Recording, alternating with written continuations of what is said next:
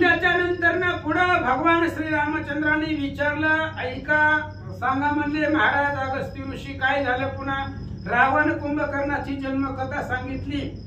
पुन्हा त्याच्या पुढे काय झालं, त्यांना कुणी कुणी कसं कसं वरदान दिलं, त्या रावण कुंभकर्णाची कथा पुढची सांगा. अगस्त्य महाराजांना भगवंत विचारतात, ऐके स्वामी अगस्त्य मुनी तू समुद्र प्राशिलाच म्हणी दंडकारण्य वसे तुझेनी विंध्याद्री धरणी निजविला. ऐका अगस्त्य ऋषीवर्या, तुम्ही त्या ठिकाणी एवढं सामर्थ्य तुमच्याकडे आहे. अख्खा समुद्र तुम्ही आचमनामध्ये आपण पाण्याचा गुळणा करावा त्या पद्धतीने अख्खा समुद्र तुम्ही त्या ठिकाणी प्राशन केलेला आहे. तुमच्यामुळे हे असणारं दंडकारण्याचं निर्माण झालेलं आहे.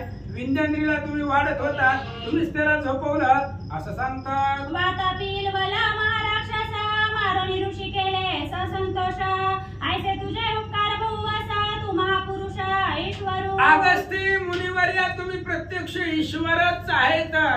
वातापी इलवल भयंकर राक्षस होते, त्या राक्षसांना मारलं, सगळ्या ऋषीवर्यांना आनंदित केलं. अनंत उपकार तुमचे आहेत. भगवंत बोलतात, कथा सांगावी पुढारी गोकर्णाश्रमी रावण भट स्तोत्री काय करीते पै झाले. आणि माझ्यासारखे दिनावरती कृपा करा. भगवान परमात्मा महाराज अनंत ब्रह्मांडाचा नायक आहे. आणि तो रामचंद्र सांगू लागला, ऐका अगस्त्य महाराज सांगा म्हणले पुढे काय झाले. गोकर्ण आश्रमामध्ये रावण कुंभकर्ण गेले, पुन्हा त्यांची काय कथा झाली सांगा. कोण तपतयाचे फळले काय नेम करते झाले कोण व्रत आचारिले कैसने पावले ऐश्वर्या. काय झालं पुन्हा त्यांनी कशा पद्धतीने तप केलं, त्यांचं तप कसं फळाला आलं, त्यांच्या तपाला कोण प्रसन्न झालं, कोणी त्यांना वरदान दिली सांगा. आधीच कथा रामायण त्यावरी तुमच्या मुखे निरूपण आधी श्रवणाचे भाग्य गहन धनीवरी पान करीन मी. अहो भगवंत, आधीच रम्य असणारी रामायणाची कथा आहे. रामायणाची कथा गोड आहे, त्याच्यामध्ये तुमच्यासारखे असणारी सुवक्ती आहेत. आम्हास्या वळे रामकथा तेही तू रसाळ वक्ता. आधीच रामायण गोड आहे आणि त्याच्यामध्ये सांगणारे तुम्ही अतिशय प्रेमी आहे. मग सांगा रावण कुंभकर्णाचं काय झालं. विभूत जिता जनकारीचे वचन ऐकोनी अगस्ती संतोषण वाक्य पुष्पमाळा गुंफोन रामार्पण करिता झाला. आणि मग विभूत जित जनकारीचे वचन, किती अवघड शब्द आहेत महाराज. विभूत म्हणजे देव, त्या देवांना जिंकणारा रावण आणि त्या रावणाला मारणारा राम, अशा प्रकारचे भगवंता. त्या भगवंताचं बोलणं अगस्त्य महाराजांनी ऐकलं आणि वाक्यरूपी माळा अगस्त्य ऋषींच्या गळ्यामध्ये घातल्या आणि काय सांगू लागले, ऐका. श्री राघवा तू अवधारी जया लागी गिरिकंदरी वस्ते झाले जटाशिरी फळहारी होनी. ऐका भगवंता, तुमच्या प्राप्तीसाठी लोक किती आटास करतात, किती सायास करतात. मोठमोठ्या गिरिकंदरामध्ये जातात, पर्वतादरीमध्ये जातात, डोक्यावरचे असणारे जटा वाढवतात, तपश्चर्या करतात, तरी त्यांना तुम्ही दर्शन देत नाही. एक झाले फोडके ढुंगी आलोनी ढुंगी लावणी फडके तीर्थे हिंडती आणि के भिक्षांनी खावणी.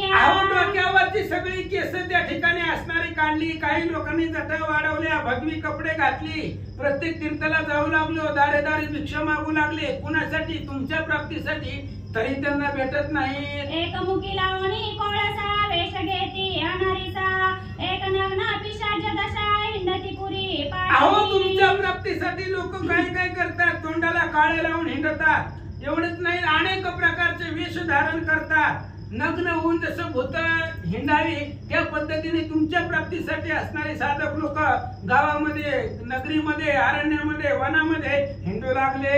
एक आश्रम त्यागोन सेविलासे महावन एक पंचाग्नी धूम्रपान जळशयन एक करती. एकाने आश्रमाचा त्याग केला आणि महा असणाऱ्या भयंकर वनामध्ये, त्या वनामध्ये हिंडू लागले. पाण्याचं त्या ठिकाणी फक्त पाणी प्राशन करायचं, काही पाण्यामध्ये राहू लागले, काही पाण्याचं सेवन करून जगू लागले. तुमच्या प्राप्तीसाठी साधक तपश्चर्या करतात. एक कान फोडून मुद्राले आले म्हणून हिंडू लागले लक्षणे ती चुकले भिके लाविले प्रारब्धे. अहो अनेक प्रकारचे सायास केले तुमच्या प्राप्तीसाठी, पण तुम्ही त्यांना दर्शन देत नाही. त्यांचं लक्ष वर्म चुकलं आणि प्रारब्धानं त्यांना भिकीला लावलं तरी सुद्धा तुम्ही त्यांना भेटलं नाही.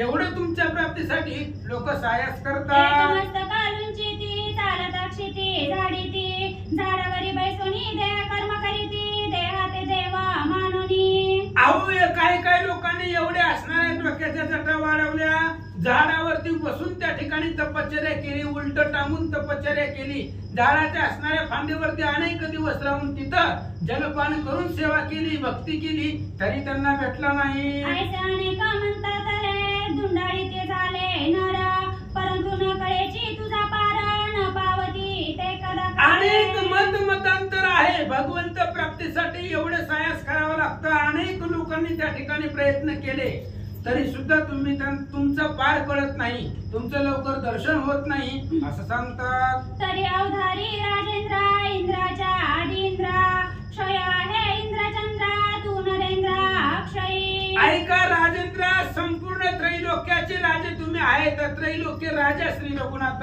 संपूर्ण त्रैलोक्याचे राजे तुम्ही आहात. इंद्रचंद्र यांना सुद्धा क्षय आहे पण तुम्ही अक्षय असणारे भगवंत आहात. ऐका तो तू धरणीचे पती अवतरलासी नाना युक्ती ऐसा तू अम्मा मुडा प्रती नाना कथा पुसतोसी. अहो भगवंत, अशा पद्धतीने तुम्ही सिद्धीचे पती आहात.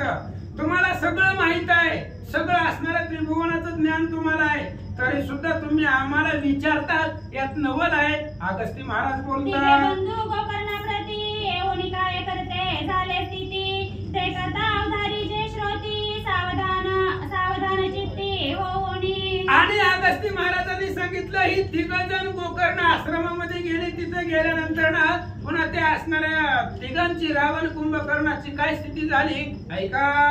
कुंभकर्ण नित्याने मस्त अल्पहार एकाग्रचित्त इंद्रिया दमोनी वैराग्य युक्त परियेसा तप करीत असे.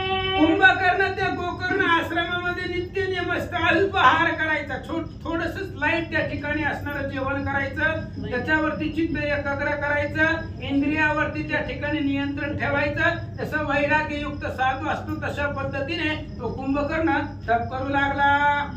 उष्णकाळी पंचांगी जाणं वर्षाकाळी मस्तकी घे तजन्य शीतकाळी जलाश्रयन तपदारुण करीत असे. अशा प्रकारे अतिशय उग्र तप कुंभकर्ण करू लागला. उन्हाळ्यामध्ये असणाऱ्या त्या ठिकाणी ऊन अंगावरती सहन करायचं, पावसाळ्यामध्ये पाऊस सहन करायचा आणि पुन्हा हिवाळ्यामध्ये त्या ठिकाणी पाण्याचा आश्रय घेऊन दारुण अशा प्रकारचा तप करू लागला. बाणावरी घालून आसन तप करीत असे दारुण ऐसी सहस्रे वर्षे क्रमण केली जाण श्रीरामा. काय सांगायचं रामा, त्या कुंभकर्ण बाणावरती झोपला, बाणावरती आसन केलं आणि अतिशय उग्र अशा प्रकारचं तप 10,000 वर्ष कुंभकर्णानं केलं. स्वधर्म कर्मी राता सर्वभूती दया सुशिष्मता ऐसा बिभीषण पुण्य पवित्र धर्मपारायण परोपकारी. आणि तो असणारा बिभीषण स्वधर्माच्या कर्मामध्ये रत होता, प्रत्येक ठिकाणी भगवंत मानून पूजा करत होता. असा असणारा पुण्य पवित्र बिभीषण जगावरती उपकार करण्यासाठी जन्म झाला.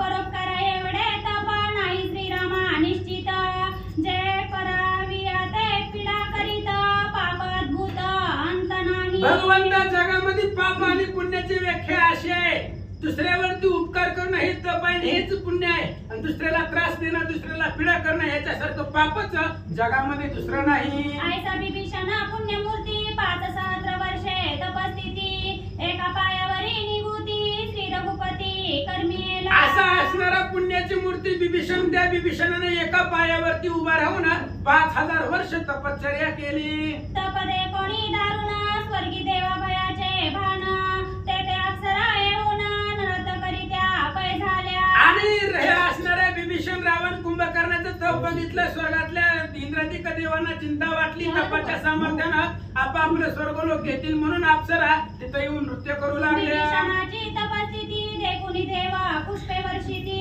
तदनंतरे सूर्य उपस्थिती करी सुमती राक्षस. बिभीषणाचं असणाऱ्या तपाची स्थिती पाहिली, स्वर्गावरून देव लोक फुलांचा वर्षाव करू लागले. त्याच्यानंतर सूर्याची आराधना करायची, सूर्याची पूजा करायची. अशा प्रकारचा बिभीषण तप करत होता. ऊर्ध्व शिरा ऊर्ध्व करा नयन ऊर्ध्व अवलोकी भास्करा मुके सूर्य सुप्त जपे वीरा ऐसे 5 सहस्त्र वर्षे क्रमिली. आणि विभीषणानं असं तप केलं, आकाशाकडे तोंड केलं, आकाशाकडे हात केले, वरती हात घेतले, डोळे त्या ठिकाणी वरी केले, सूर्यदेवाची आराधना केली, सूर्याची पूजा केली आणि मुखानं सूर्याचं स्तवन केलं. असं 5000 वर्ष विभीषणानं तपश्चर्या केली. देवता सहस्रावरी विभीषण तपाची आगाध थोरी.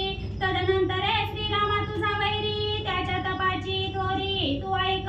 अशा पद्धतीने कुंभकर्ण आणि विभीषणाने दोघांनी सुद्धा त्या ठिकाणी 10000 वर्ष तपश्चर्या केली. त्याच्यानंतर तुमचा मुख्य वैरी रावण, त्या रावणानं कशी तपश्चर्या केली सांगतो ऐका.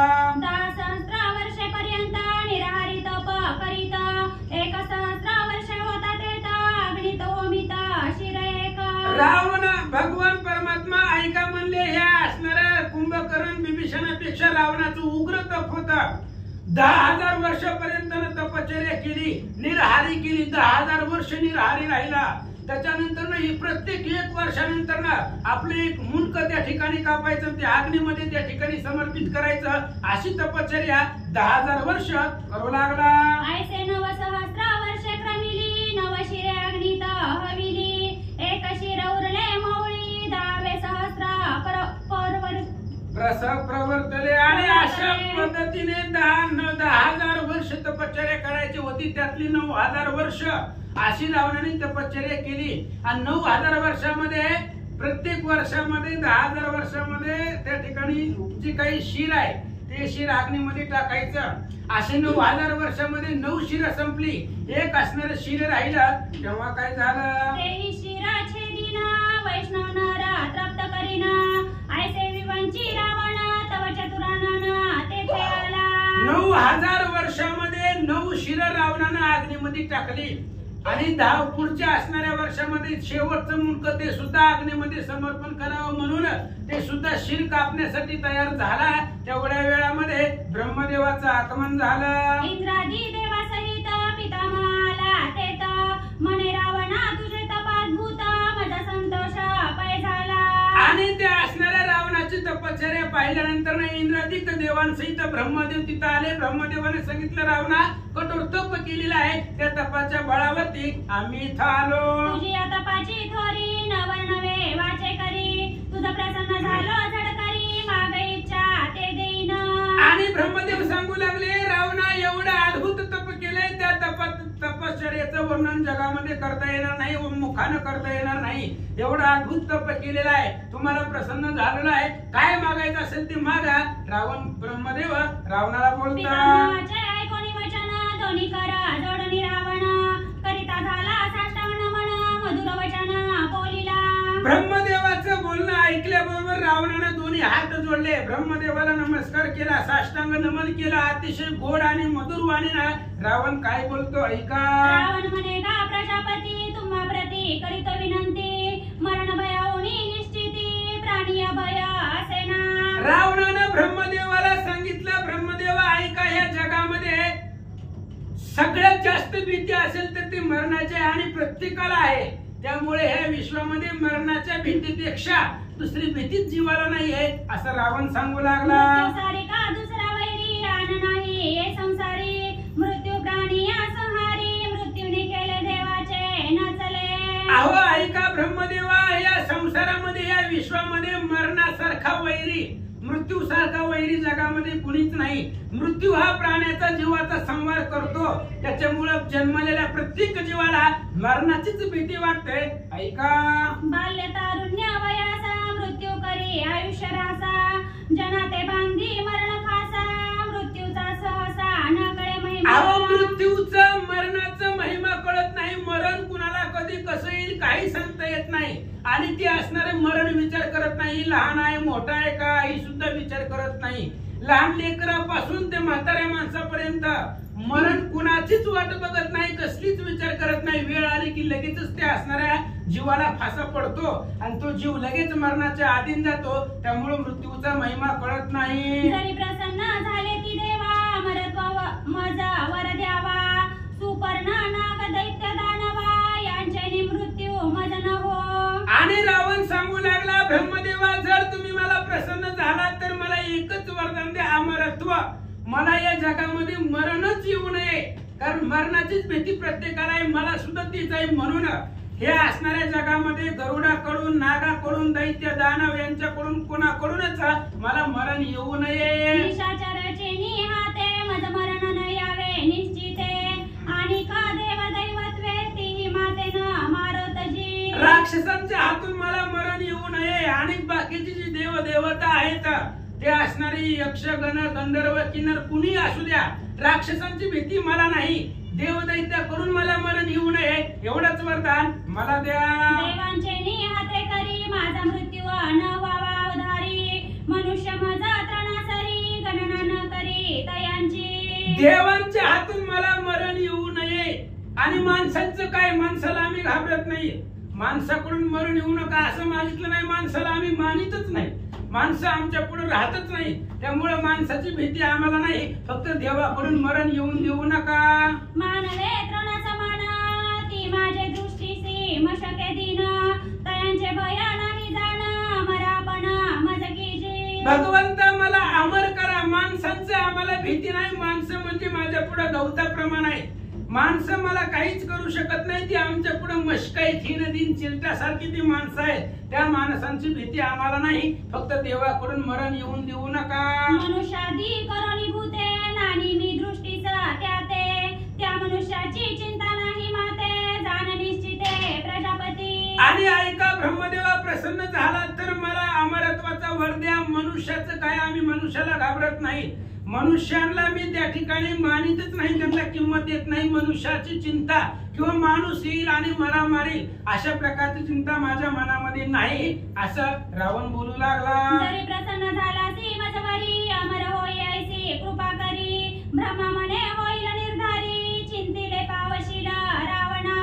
ब्रह्मदेवा जर आमच्यावरती प्रसन्न झाला तर अमर होण्याची आमच्यावरती कृपा करा, अशा प्रकारचं वरदान मला द्या. ब्रह्मदेवाने सांगितलं, जे जे मनामध्ये आता विचार केलाय ते सगळं तुला प्राप्त होईल. इतुकियांचे हाते तत्वता, मरण तुझ नव्हे लंकानाथा, सत्यमानी मम वाक्यार्था, अमर तत्वता तुझ केले. रावणा, तू आता ज्यांची ज्यांची नावं घेतली त्यांच्या हातून तुला मरण नाही. आता तू सगळ्या देवलोकांचं, नाग पन्नगाचं, गरुडाचं नाव घेतलं, हे तुला मारणार नाही. त्याच्यामुळे तुला जसं पाहिजे तसं वरदान दिलेलं आहे, अमर होशील असं ब्रह्मदेव सांगू लागले. श्री रघुनाथा प्रजापतीने विंदान करुणी तत्वता, वर दिदला लंकानाथा भविष्यता जाणूनी. अगस्ती सांगू लागले, भगवंता ब्रह्मदेवानं विंदाने केलेलं आहे.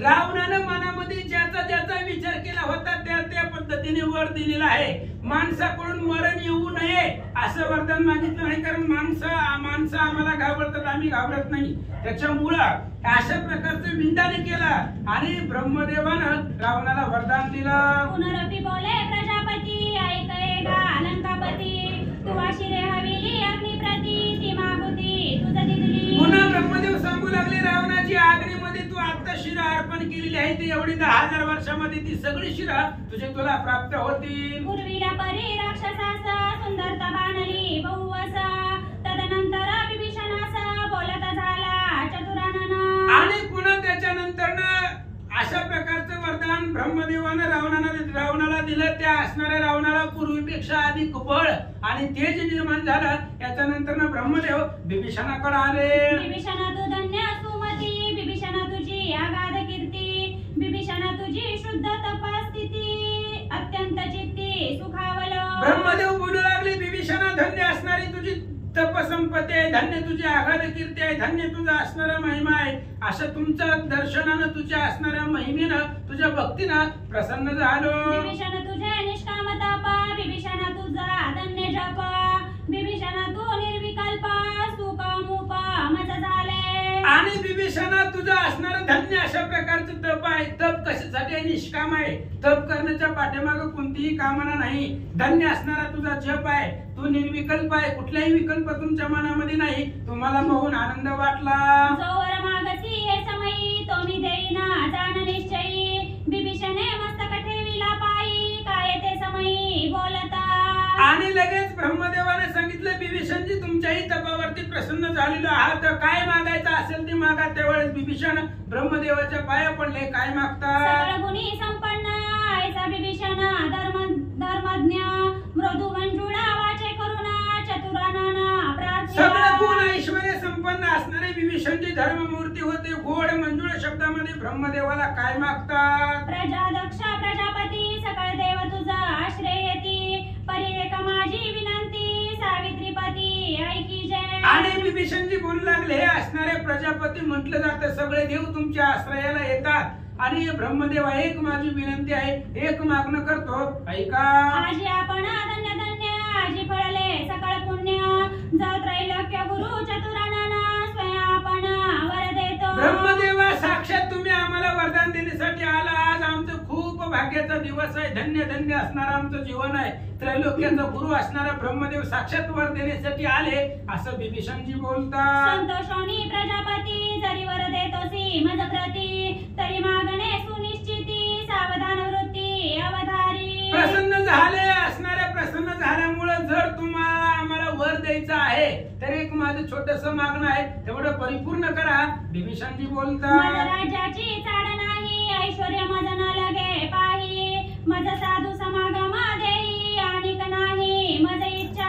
आणि विभीषणानं मागितलं, ब्रह्मदेवा मला राज्याची आशा नाही, मला संपत्तीची त्या ठिकाणी आशा नाही, मला काही सुद्धा नको, मला फक्त एवढंच द्या, साधू संतांचा समागम द्या, साधू संतांची त्यांची संगत मला मिळायला पाहिजे, एवढंच माझं मागणं आहे. विभीषणजी बोलतात. अखंड माझी चित्तवृत्ती लागो संताचे संगती आणि कमजला भगवत भक्ती कृपामूर्ती देई जय. आणि ब्रह्मदेवा मला एवढंच द्या, अखंड दया तुझी प्रीती मज दे तयाची संगती. ज्यांचं ज्यांचं असणारा ब्रह्मदेवा जे जे भगवंताचं भजन करतात त्यांची संगती मला दे, त्यांच्या संगती मध्ये माझं जीवन घालवावं, भगवंताची कृपा माझ्यावरती झाली पाहिजे, मला बाकीचं काही नको.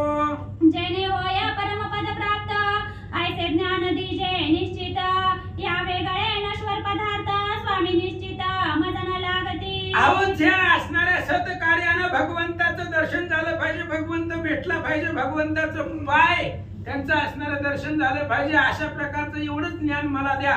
बाकी सगळं जगामध्ये संपणार आहे, ते संपणारी गोष्ट मला काहीच नको. विभीषणाचे ऐकोनी बोलणे वीरांची आनंदला म्हणे म्हणे वत्सा धन्य मागणे अवश्य जाण तुझं दिदले. विभीषणाचं बोलणं ऐकलं, ब्रह्मदेवाला आनंद वाटला. आनंद ब्रह्मदेव सांगू लागले, विभीषणजी जे जे तुम्ही मनामध्ये प्राप्त इच्छा केली सगळं मिळेल. विभीषण म्हणे स्वामीनाथा ज्या ज्या आश्रमी माझा वर्तता ते ते ते ते बुद्धी सर्वता धर्मपंथा पहिला गो. विभीषणाने सांगितलं, भगवंता ऐका म्हणले असणारे ब्रह्मदेवा, जिथं जिथं मी वर्तन करेल, जिथं जिथं मी जाईल तिथं तिथं मला अशी बुद्धी मिळावी की बुद्धीचे वैभव अन्य नाही तुझे आणि एका केशवराजे सकळ सिद्धी. बुद्धीचं दुसरं काम नाही, फक्त भगवंताची भक्ती हेच बुद्धीच्या ठिकाणी, एवढेच मला द्या असं ब्रह्मदेवाला बोलतात. गुरु वेगळी ब्रह्मप्राप्ती होय ऐसी कृपा करी निश्चिती माझा गुरु तुझी प्रजापती मी मंदमती अज्ञान. आणि विभीषण सांगू लागले, ऐका प्रजापती, गुरु शिवाय ब्रह्मप्राप्ती, गुरु शिवाय भगवंत मिळावा एवढंच असणारा आमच्यावरती कृपा करा. माझे असणारे गुरु तुम्हीच आहात, माझं सर्वस्व तुम्हीच आहे, मी मतमंद अज्ञान आहे, मला भगवंताची भेट होईल एवढी बुद्धी आम्हाला द्या. परमोदारा चतुरानना माझी बुद्धी सद्वासना लागो श्री हरीच्या भजना आणि कमना नावडे. हे असणाऱ्या ब्रह्मदेवा, माझी जी बुद्धी आहे ती असणाऱ्या बुद्धीमध्ये सदोदित चांगले विचार यावे, दुर्बुद्धी ते म्हणा कदानुपजे नारायणा आता मज ऐसे करी तुझे पाय चित्ती धरी. मला दुसरं बाकीचं काही सुद्धा नको, माझं मन भगवंताच्या भजनाला लागावं, मला दुसरं काहीच आवडत नाही, एवढंच मला द्या. विभीषणजी बोलतात. पुनरुपितो प्रजापती ऐकोनी विभीषणा वचनोक्ती आनंद संडला चित्ती काय मागुती बोलत.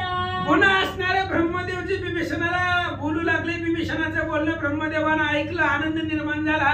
परत ब्रह्मदेवजी काय सांगतात. आगाये वत्सावधारी जे चिंतशील मना माझारी ते ते पावसील. मधवाक्य ते पावसील मध्वारी करे. ऐका म्हणले असणाऱ्या विभीषणजी, ऐका जे जे मनामध्ये तुम्ही चिंता केलेली आहे ते सगळं मी आता जे काही तुम्हाला बोलणार आहे त्या वरदानामध्ये सगळं तुम्हाला प्राप्त होईल। जे जे तुम्ही मनामध्ये कामना केलेली आहे ते असणार आहे माझ्या वरदानानं तुम्हाला प्राप्त होईल। अमरत्व तू पावसी वैर्याते त्रास देसी स्वधर्म कर्मी रतवासी प्रतिपाळीसी आश्रम धर्म। आणि तुम्हाला अमरत्व आहे, तुम्ही त्या ठिकाणी अमर होचाल, वैर्यांना त्रास तुम्ही देचाल, जे काही वैरी आहे त्यांना तुमच्यापासून त्रास होईल, स्वधर्मानं त्या ठिकाणी तुम्ही राहचाल आणि तुमचं जे काही असणारी प्रजा आहे ती प्रजा आनंदानं पाळचाल असं वरदान ब्रह्मदेव देतात। तदनंतरे चतुरानन मिळून समस्त देवगण जेथे होता कुंभकर्ण तेथे आले समस्तही। अशा प्रकारे त्या असणाऱ्या रावण आणि विभीषणाला वरदान दिल्यानंतर सगळे देवलोक ब्रह्मदेव जिथं कुंभकर्ण तप करत होता त्या कुंभकर्णाच्या जवळ आले। प्रजापती कुंभकर्णाला गुण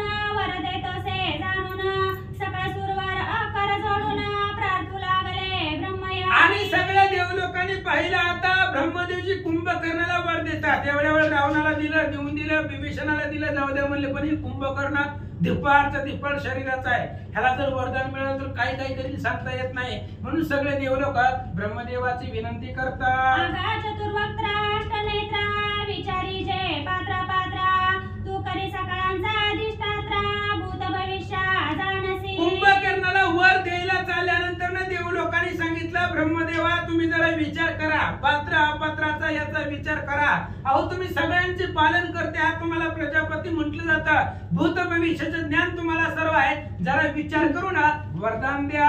राक्षस दुष्ट दुर्मती वर्ण द्यावा या प्रती एने बक्षिले प्राणी नेनो किती ऋषी सहित असंख्य। ब्रह्मदेवा हे कुंभकर्णाला वर देऊ नका, कारण हा राक्षस दुष्ट दुर्मतीचा आहे, ह्यानं असणाऱ्या किती किती ब्राह्मणाला गिळलेला आहे, खाल्लेला आहे, त्याच्यामुळे ह्याला जर वरदान दिलं तर संपूर्ण सृष्टीचा नाश करण्याची ताकद याच्याकडे आहे असं देवलोक बोलतात। एने तपोधन बक्षिले एने देवाचा त्रास दिदले याचे निदेश उद्ध्वस्त झाले मार्ग खुंटले मार्गस्थांचे। अहो ऐका ब्रह्मदेव आई असणाऱ्या कुंभकर्णानं जी काही तप करणार आहे त्यांचं भक्षण केलेलं आहे, देवादिकांना त्रास दिलेला आहे, या कुंभकर्णामुळे देशच्या देश उद्ध्वस्त झालेले आहे, या कुंभकर्णामुळे सगळं भक्ती मार्ग खुंटलेला आहे, म्हणून कुंभकर्णाला वर देताना थोडा विचार करा।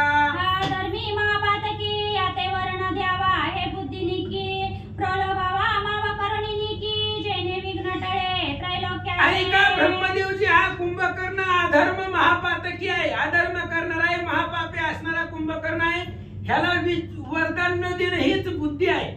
आता बुद्धीचं वैभव काय आहे, ह्या कुंभकर्णाला वरच द्यायचं नाही, काहीतरी माया करायचं, बोलण्यामध्ये गुंतवायचं आणि संपूर्ण सृष्टीवरती येणारं संकट टाळायचं, एवढंच कर्तव्य तुम्ही करा, देवलोक बोलतात। कोणी देवांची विनवण चिंता दूर चतुरानन काही बुद्धी न चले जाण तव सरस्वती आपण तेथे आली। सगळ्या देवांचं बोलणं ब्रह्मदेवानं ऐकलं, ब्रह्मदेवाला विचार पडला, वरदान तर द्यावंच लागतं, ह्यांनी तपश्चर्या केलेली आहे आणि वरदान आपल्याला जर दिलं नाही आपण तर आपल्याला उणेपणा येईल। द्विधा संकटामध्ये ब्रह्मदेव पडले, तेवढ्या वेळामध्ये सरस्वती मातेचं आगमन झालं। जोडोनी कर ब्रह्मतनया बोले स्वामी आव विधातया तुम्ही कोण चिंता कवण कार्या ते मज प्रती सांगत जे। आणि ब्रह्मदेवाला चिंतेमध्ये पाहिलं, सरस्वती देवी तिथं आल्या, सरस्वतीनं ब्रह्मदेवाला हात जोडले आणि सांगितलं विश्वाचे नाथ तुम्ही आहात, काय तुम्हाला अडचण आहे, काय तुमच्या मनामध्ये चिंता आहे मला सांगा। तुमची मी आज्ञाधारी जय सांगाल ते वंदिन शिरी तव बोले विधाता तयावसारी आओ सारी जय परियेसी। सरस्वतींनी सांगितलं ब्रह्मदेवा मी तुमची आज्ञाधारी आहे, तुमच्या नित्यांकित आहे, तुम्ही जे जे सांगाल ते सर्व मी करील, त्यामुळे काय तुम्हाला आता त्या ठिकाणी काय अडचण आहे मला सांगा। कुंभकर्णाचे जीवे घरी तू अभैसावे कुमारी देवांचे मनोरथ पूर्ण करी जीवाधरी तयाची। आणि त्यावेळेस ब्रह्मदेवानी सरस्वतीला सांगितलं ऐक म्हणली सरस्वती ही कुंभकर्ण आहे आणि या कुंभकर्णाच्या जिभेवरती जाऊन तू बसायचं, कुंभकर्ण ज्यावेळेस वरदान मागेल त्यावेळेस त्याच्या असणाऱ्या जिभेवरती जाऊन तुम्ही बसावं आणि देवांच्या मनातली इच्छा पूर्ण करावी असं सरस्वतीला ब्रह्मदेव सांगतात। विरंचीचे शब्दरत्न श्रीधरोणी सरस्वती आपण राक्षस जिवारी प्रवेश होणं पुढील कथन अवधारा। ब्रह्मदेवाचे शब्द सरस्वती मातेनं ऐकलं आणि सरस्वती कुंभकर्णाच्या जिभेवरती जाऊन बसल्या. जिभेवरती वास्तव्य केलं आणि ब्रह्मदेव कुंभकर्णाच्या जवळ वरदान देण्यासाठी आले. तेव्हा काय झालं? ब्रह्मा म्हणे पुलस्त्य कुमारा महाभाव महाशुरा वरदे तो मागा चतुरा का शरीरा पीडितोसी. आणि ब्रह्मदेव त्या कुंभकर्णाच्या जवळ गेले. कुंभकर्णाला सांगितलं, कुंभकर्णा तुमच्या तपश्चर्यावरती मी प्रसन्न झालेला आहे, काय मागायचं असेल तर ते मागा, असं ब्रह्मदेवजी बोलतात. ब्रह्मयाचे ऐकोनी वचन संतोषला कुंभकर्ण अनेक वर्ष निद्रा दारुण कृपा करून मज दीजे. आणि त्यावेळेस ब्रह्मदेवाचं बोलणं ऐकलं आणि कुंभकर्णाला आनंद वाटला. कुंभकर्णाने सांगितलं, हे अनेक वर्ष मी तप केलेला आहे आणि त्या तपाचा परिहार घालण्यासाठी अनेक वर्ष मला निद्रेचं वरदान द्यावं, असं कुंभकर्ण मागू लागला. भविष्य स्थिती वचने चतुरानन बोलिला हासोनी म्हणे सुरवर आनंदले तेने तपोदन संतोषले. आणि कुंभकर्णाला मागायचं होतं वेगळं, पण ती सरस्वती जिभे मातेवरती सरस्वती माता जिभेवरती बसल्यामुळं भविष्याचं स्थितीचं कथन जाणून लगेच ब्रह्मदेवानं तथास्तु म्हटलं. ह्याने सांगितलं मला अनेक वर्ष निद्रा मिळावी आणि सरस्वती माता असल्यामुळं त्याच्या मुखामधून निद्रा शब्द बाहेर पडला. तेच वरदान ब्रह्मदेवानं त्याला दिलं. त्रैलोक्याचं संकट टळलं. आपापल्या स्वस्थानाला देवलोक गेले. राक्षस मुखातून सरस्वती गेली आपुल्या आश्रमाप्रती. पुढे देवासह प्रजापती गगनोदरी प्रवेशले. आणि त्या राक्षसाच्या जिभेवरती बसली सरस्वती. तिनं तिचं काम केलं, ती निघून गेली. गेल्यानंतर ना पुन्हा सगळ्या देवांसहित ब्रह्मदेव आपापल्या स्वस्थानाला निघून गेले. तदनंतर कुंभकर्ण मना माझी करी विचारण प्रसन्न झाला चतुरानन कायम आपण मागितले. आणि पुन्हा घडून गेल्यानंतर ना पुन्हा कुंभकर्णाला वाटलं काय मागितलंय आपण, झोप. झोप मागण्यासाठी एवढी तपश्चर्या केली होती का? आपलं सगळं वाया गेलं. आजपर्यंत एवढं 10,000 वर्ष तपश्चर्या केली, सगळं वाया झालं. ब्रह्मदेव आपल्याला भेटले पण त्याचा काही उपयोग झाला नाही. कुंभकर्ण विचार करू लागला. दीर्घ निद्रा मागितली मज ते समयी भुली पडली किंवा देवी मोहिनी प्रेरिली काय झाली गती न कळे. कुंभकर्ण विचार करू लागला, काय वरदान मागितलंय मी? निद्रा फक्त झोप मिळावी ही वरदान मागितलं. वरदान मागत असताना माझ्या बुद्धीला काय झालं होतं? मला भुली पडली होती की काय? किंवा देवानं काही मोहिनी माझ्यावरती माया केली होती का? काय झालंय माझ्या लक्षात आलं नाही.